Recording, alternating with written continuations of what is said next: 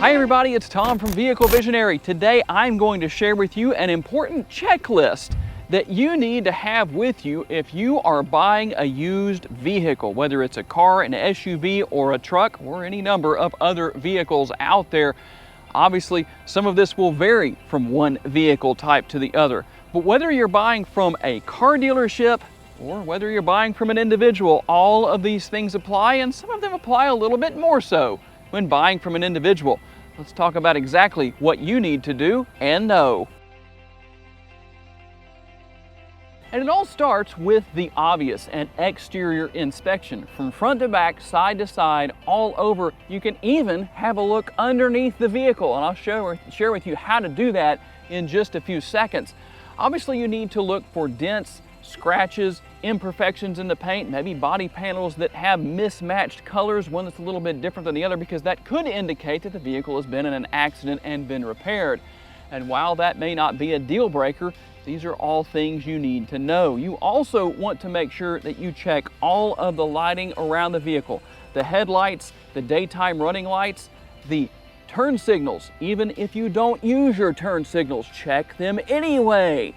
Check the tires, and here are the things you want to look for on the tires. Make sure that they have even wear at all four corners, and make sure they are matching tires. That's very important. Even check the rims. And obviously you want to check things mechanically. Let's talk about how you do that. When it comes to checking under the hood, you don't have to be a mechanic to be able to learn a lot. In fact, you can actually learn a lot just by looking under the hood. If it's extra clean, especially compared to the rest of the vehicle, that could very well indicate that something isn't right. Maybe that's an attempt to hide an oil leak, a water leak, or something else. And you can watch from the rear of the vehicle and let the owner or somebody else with you, or the salesman with you, rev the engine a few times. If the engine is cold and just started, you might see a little bit of white smoke. That's nothing to worry about, but if you see blue smoke, that's a telltale sign that something could be wrong. And how do you check under the car? If you want to see what the underside of the car looks like, there could be something you see under there that makes you say, oops, that could indicate something's wrong, something's loose, something hanging down. All you have to do is use your cell phone. That's right. And make sure you reverse the direction of the camera so it's facing up, and put it down on the ground. Make sure the vehicle is pointed completely straight. Put it in the center of the vehicle on the ground, and slowly as you can, I try and keep it at 1 mile an hour, drive over your phone. That's why you want to make sure, whether you use your phone, you could do it with a GoPro or other types of cameras that will fit, but you want to make sure that you are driving in a straight line so you don't accidentally run over your camera. But then you can go back and review that video and see if you see something that might, well, raise a red flag. And while this isn't necessarily something you need to do if you're buying a used vehicle from a car dealership, unless it's one of those buy here, pay here places, it can be a little bit on the shady side. If it's like Holmes Honda here in Shreveport, Louisiana, where I borrowed this 2020 Civic from, well, not necessarily a big deal, but check the chassis number and the VIN number against the registration to make sure everything matches, because, well, things do happen. There are some shady folks out there. And had I made this video 10 or 15 years ago, well, some of these things wouldn't be necessary. But if you have a remote or a key with buttons on it that's a key/remote combination like this one is, make sure to check everything. Make sure everything works. Make sure that you can unlock what you're supposed to be able to unlock. Make sure that the button to open the trunk works. And once you get inside the trunk area, well, again, check for cleanliness, make sure that looks good. If there's a release to lower the rear seats, check that and go into the interior and lower those rear seats. And very important here, make sure if the vehicle is supposed to come with a spare tire, that it's in its proper location and that all of the tools are there to change the tire if you ever need to. And while a lot of what I've shared so far may seem like common sense, here's something you might not think about. Make sure to check all of the body panels and everything on the body, because, well, you might find something that's a little bit loose. And when you get into the car, pay attention to how the engine starts when you turn the key, or in most cases, hit the button on the dashboard right there to start the engine. How many times does the engine turn over before it actually starts? It shouldn't be but a couple of times at most. especially if it's a fuel injected motor like this Civic. So that turned over and started immediately. That's a good sign.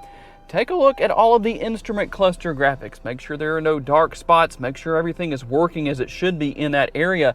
And as petty as it may seem, make sure to roll down all of the windows at every single door. Make sure that that works the way it's supposed to.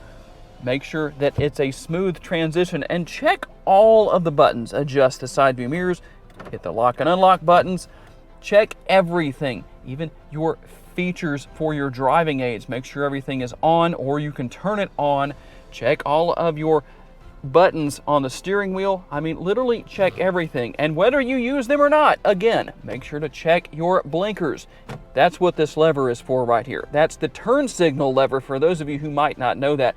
It's not just there so you can control the functionality of the headlights as I'm doing right there. If you're turning to the right or changing lanes to the right, you push that into the up position, or the same thing to the left into the down position, and it lets people around you know what you're about to do. Yes, it's a very strange thing. If you've ever wondered why do people have that blinking thing on their cars sometimes, well, now you know that's what it is. And something else to check here, check the fan speed on the air conditioning. Make sure that functions as it should. Make sure the air is blowing nice and cold and warm.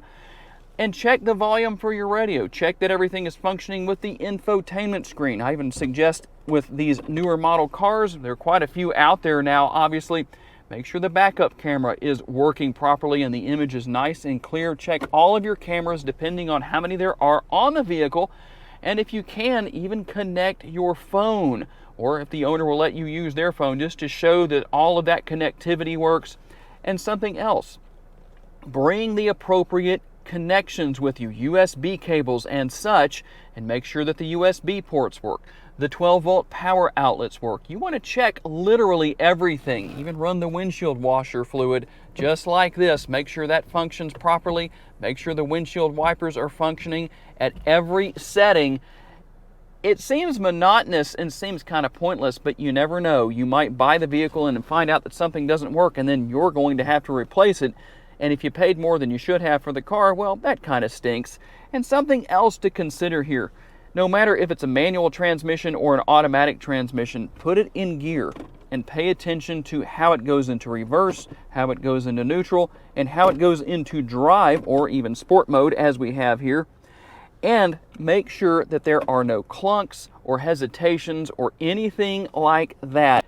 And you also want to take a look down here in this area. Make sure that the console lid functions properly. As funny as that may seem, that could be an issue that you might not think about looking at until after the fact.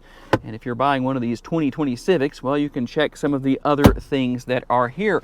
And obviously, there's a little bit more, such as the test drive. What do you do when you're on a test drive to learn about your possible used car?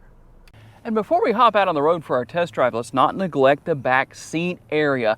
And while there's not a lot on this 2020 Honda Civic that I'm using for the video today, you might have a vehicle that does have quite a bit in the rear seat area. So make sure to check that the air is flowing properly through the rear air conditioning vents if those are present. Check for connectivity with 12-volt power outlets or USB ports. And make sure to check all of the seat belts in the vehicle to make sure there's not any unusual wear that could indicate that maybe the vehicle's been in an accident or that the seat belt simply needs to be replaced. And even before you get out on the test drive, turn the steering wheel to full lock right and left and make sure that everything moves freely, that there's no resistance, that it just doesn't feel unusual. And when you get out on the road, there's quite a bit to check for. If it's a manual transmission car, make sure there's no slippage with the clutch, because obviously that indicates wear that you really might not want to start with, but some of you might, because you might be able to fix that yourself and replace the clutch or whatever components need to be replaced. But make sure the transmission is shifting properly and smoothly no matter what type of transmission it is. And listen to the suspension. Make sure you don't hear any sounds coming from that area of the car, any clunking or things that sound out of place. Make sure that the ride quality is as it should be to indicate whether there's worn shocks. And something I didn't talk about earlier while I'm thinking about it, make sure to check all the lights on the interior and make sure they all work. And while these things may not be deal breakers, it's worth checking everything over for yourself. So you might be able to say, well, hey, can you change the light bulb out before I buy the car, or whatever the case is. There's quite a bit to do there. And just the overall experience, make sure there's no hesitation when you step on the gas pedal. And it's, again, not something that should necessarily make you say, I shouldn't buy this vehicle. It could be something as simple as curing that problem with some injector cleaner into a tank of gas. But overall, those are the main things you really want to look for. When you step on the gas pedal, how does the transmission act? How does the engine act? Is the acceleration what it should be? And I know some of you might say, well, I don't really know.